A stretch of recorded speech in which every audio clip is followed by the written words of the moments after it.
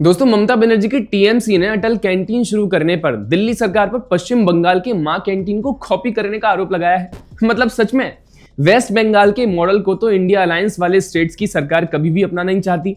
दिल्ली तो खैर बहुत दूर है।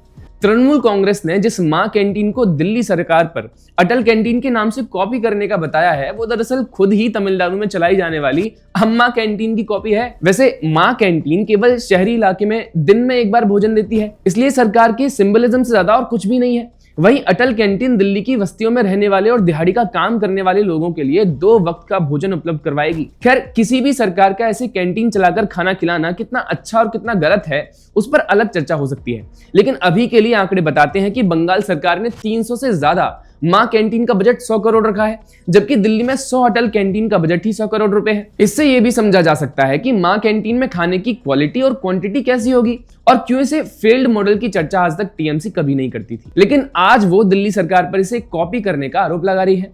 ये तो वही बात हो गई कि गंगा नदी बंगाल की खाड़ी से निकलकर हिमालय की ओर जाने लगे। मतलब ममता बनर्जी की सरकार ने स्टिकर लगाकर क्या क्या नहीं कॉपी किया है। ममता बनर्जी के शासन में स्टिकर लगाकर प्रधानमंत्री ग्राम सड़क योजना बंगाल ग्राम सड़क योजना बन गई, प्रधानमंत्री अन्न योजना खाद्य योजना बन गई, स्वच्छ भारत अभियान निर्मल बंगला योजना बन गई। हर घर नल से जल पर भी दीदी की सरकार ने स्टिकर लगाने की कोशिश की। ऐसे में अटल कैंटीन योजना को पश्चिम बंगाल से कॉपीड बताकर बंगाल की कॉपी पेस्ट सरकार पर चर्चा करने का पेंडोरा बॉक्स खोल दिया गया है। आप भी अगर पश्चिम बंगाल सरकार के किसी फेल्ड मॉडल और कॉपी स्कीम के बारे में जानते हैं तो कमेंट सेक्शन में जरूर बताइएगा।